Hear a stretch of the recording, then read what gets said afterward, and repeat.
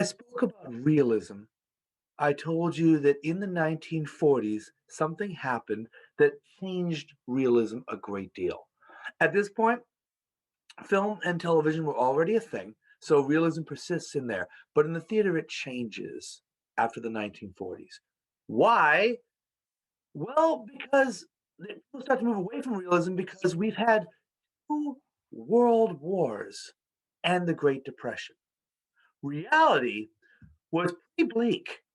And people didn't really want to go to a theater and see people telling them more reasons why you should be depressed about things.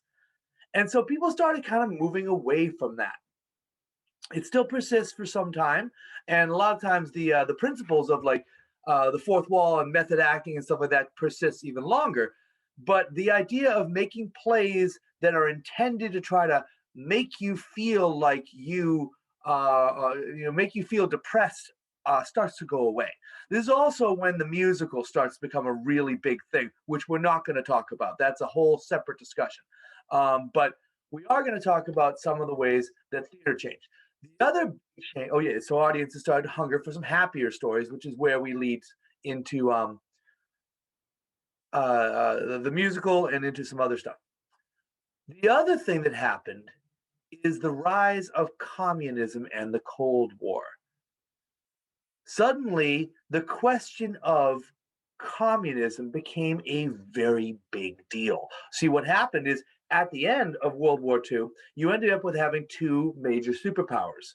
You had the Soviet Union, which was communist, and you had the United States of America, which was capitalist. And they never actually went to war with each other, but they both sponsored other people to go to war. So we had Vietnam, we had Afghanistan, we had Korea a little bit, and so the people that were, the Russians tried to help the communists and the Americans tried to help the capitalists. And we ended up having this really weird, tense thing. And it kind of persisted throughout, well, really up until the 90s and even up to today. But it became a thing that really was talked about a lot in theater. So the world got much more political, especially the consideration of capitalism versus communism. And into this, we come into probably the most important name in theater in the 20th century.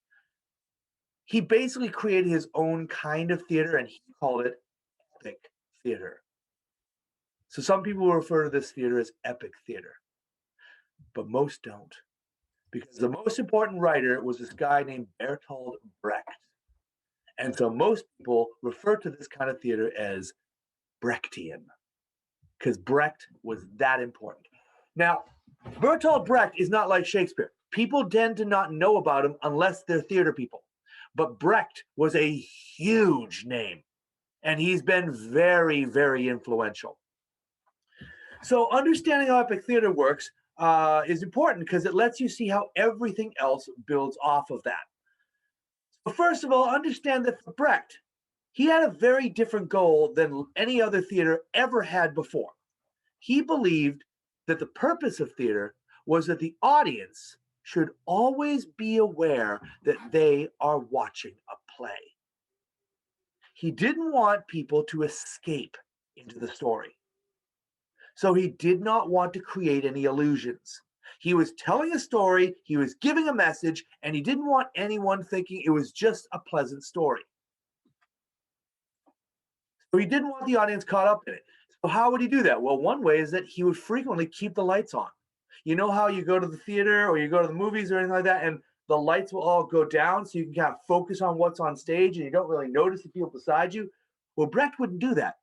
He would on purpose leave the lights on the whole time so that all the people in the audience needed to be aware of how the other people were reacting to this. It wasn't just about him telling a story, it was also about how is everyone reacting to this.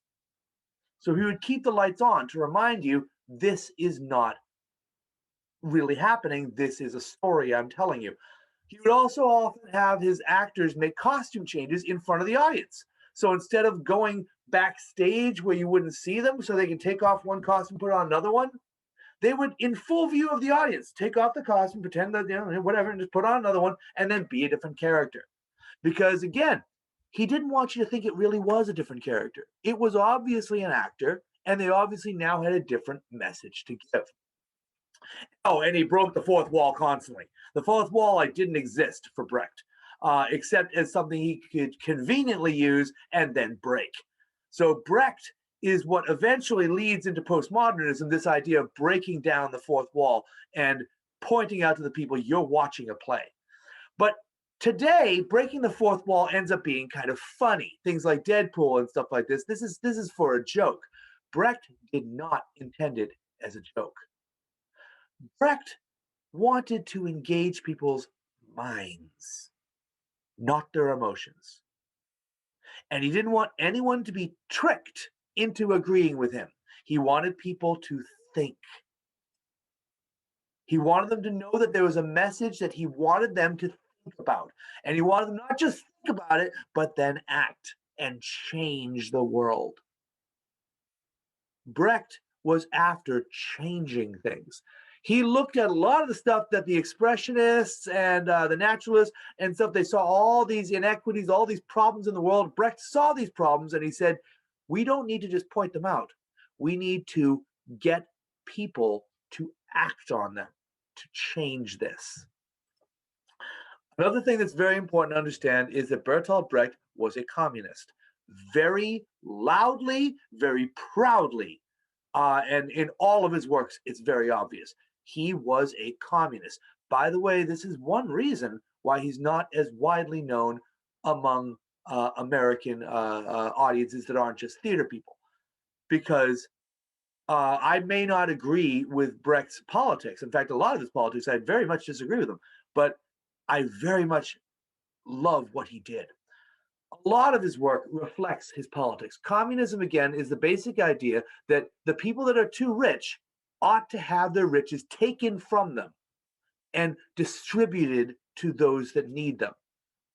Now, a lot of people think that's wrong. And in any case, though, Brecht really believed it was right and it was moral that the rich should be taken down and that should all be distributed so that the poor will all not be poor anymore. So Brecht made a lot of plays that are very, very important. He would also direct his own plays, almost always. He'd be the one that was directing his plays, and he was very well known for it. I'm only going to give you one of them, and that play is called The Caucasian Chalk Circle. All right, here's the story of the Caucasian Chalk Circle. Now, the first thing to understand is Caucasian does not refer to white people. Many of my students get confused about that because we use that to mean white people today. But it actually is referring to people that live in the Caucasus Mountains, which is an area in Asia that is very volatile. There's been a lot of wars and a lot of rebellions and stuff in there, and still is actually quite volatile. In any case, though, it's called the Caucasian Chalk Circle because it takes place in that area. So the play starts, the lights go down, and then they immediately come back up because they're Brecht. And simultaneously, all around where the audience is, people stand up and they start yelling at each other. And these are actors and they're in the audience. And this is part of the point of Brecht. You are part of this story. And these are a bunch of farmers and officials, and they're arguing over who is going to get a certain amount of land that the farmers work, but the other people, some other people own. And eventually they come to an agreement rather quickly. It only takes about 5 or 10 minutes, and they decide that the farmers are going to take care of it because they know how to run it. And to celebrate their deal that they've made, a narrator stands up and says, to celebrate this deal, we're going to tell you a wonderful story that bears on this situation. And that's kind of how the play starts, is you're watching a play of other people watching a play. So the narrator starts telling a story, and the story revolves around this servant girl whose name is Grusha. Grusha is a servant girl, and the narrator tells us that her story is an important one. She is serving this rich couple, and especially the wife. And the rich couple are rich, and so they end up being targeted by a mob of people that don't like them. It's kind of like one of these kind of a communist uprising sort of thing where the poor are taking down the rich. And the man flees to get away, and the wife is left trying to gather together all of their belongings, and she's very concerned with her clothes and with her finery. And she's got a baby, and she hands it to Grusha and says, "Here, take care of this for a minute." And then she continues worrying about all of her clothes and her stuff, getting them onto the carriage so she can get away. And then the mob is on their way, and so she gets on the carriage and she rides away to get away from the mob, leaving Grusha sitting there holding her baby. And a mob is coming. And the mob was trying to kill her master and mistress. They're probably going to kill this baby too. And for a while, Grusha is thinking, well, this isn't my child. Why should I worry about it? But she doesn't feel right just abandoning it. And so she takes care of the baby. And actually, at great danger to herself, she goes off into the mountains to try to escape from this mob, to try to keep this baby from getting hurt. And she loses her boyfriend. She loses a lot of her of what she wants in life because she's sacrificing for this child that isn't even hers, but she feels guilty. She feels pity on it and wants to take care of it. And that's kind of the beginning. That's Act 1. All right. Now in Act 2, the wife, the mistress, returns to the story. This is years and years later. The child is growing up. It's mostly played by a puppet. And the mom has come back, and her husband is dead. He was caught by the mob and killed. But now the mobs have been put down, and they're reestablishing the property, and so she wants her baby back. And we find out that the main reason she wants her baby back is that all of her property is tied up in her husband's heir. So she wants the baby back so she can reclaim all of her property. And Grusha doesn't want to give up the baby at this point because she loves him and she's been taking care of him for all this time. And she knows that this woman is no good for this baby, and so she says, no, this is my baby. I had this baby a long time ago, which isn't true, but she feels like she needs to do something to take care of this child so this child won't get hurt. Now into this steps the judge, which the judge is a whole other story. There's several scenes showing where the judge came from. I'm not going to get into that just because of time, but that's a whole other story going on. The judge comes up with what he believes is a good solution. So the judge says, I know how to decide who wants this child the most and who really deserves it. He draws a circle with chalk on the ground. Here's the Caucasian Chalk Circle. And he says, let's put that child in the middle of it, and you, Grusha, take one arm of the child, you, mistress, take the other arm of the child. Whoever can pull the child out of the circle will be its mother. Now, they both pull a little bit, but then Grusha lets go because she's afraid of the child getting hurt, getting ripped in half. And the mother says, I've won, it's my child. He says, no, you didn't really try, Grusha. You need to try again. Show me that you really can try. One more time. So they put him in there again, and she knows this is the only chance she has to keep this child safe. And so they start pulling, and the child whimpers a little bit, and so she lets go again, and the mother takes her. And the judge says, now it is very clear who the real mother is. Obviously, this woman is the child's real mother because the real mother would not want for the child to get hurt. And at this point, they have the kind of summary of the whole story as the narrator appears again. Where is he? There is he. The narrator appears again and says, and thus should it always be. The children should go to good parents, horses should go to good masters, and the fields should go to good farmers. And that's how it all wrapped up together. So in case, though, some of you aren't aware of this, that idea of having a child that two women are pulling against, and then the one that's a good mother lets it go, and then a judge says, all right, you're clearly the best mother, that comes out of the Bible. That comes from a story from Solomon in the Bible. But the rest of it, you'll notice, fits very well with Bertolt Brecht's politics. The idea of communism is that good things should go to those that will take care of them, whether it be children, whether it be property, whether it be land. And so even though at the surface it is just kind of a wonderful little story, a fable that everyone can agree with, Brecht is making the point the communist point that property should not be belonging just to the rich that aren't taking care of it, but should go to anyone that is able to care for it. And that's the story of the Caucasian Chalk Circle. Bertolt Brecht is really the only name to know in epic theater. There were a few others that tried to copy what he was doing, but they weren't very successful, and none of them overshadowed Brecht. By the time Brecht died and stopped writing, epic theater had kind of gone past him. Epic theater didn't continue after him, is what I mean. And the theater had changed into something else. So Brecht had many, many people that followed him, but he doesn't really have any other writers in his style of theater. But there are some people that have taken his style of theater and moved with it. I want to talk a little bit about this guy. This guy's name is Augusto Boal. Augusto Boal made up a kind of theater that he called, oh yes, he is the one that coined that term that I've said before, that theater is a dress rehearsal for life. Augusto Boal was a Brazilian director, and he created a theater that he called the Theater of the Oppressed. And now he lived he was much, much younger than Brecht. In fact, he only died kind of recently. He only died, I think, in, I want to say 2010. So he made some very interesting kinds of theater, though, and stuff that has been copied around the world. His whole idea was to use theater to promote social change. He wanted people to change society so that the people that were oppressed would not be oppressed anymore. He was really about using theater to create political and social change. How would he do that? Well, one way he would do this, he would stage plays in public places. And he wouldn't tell the people that were watching that what they were watching was a play.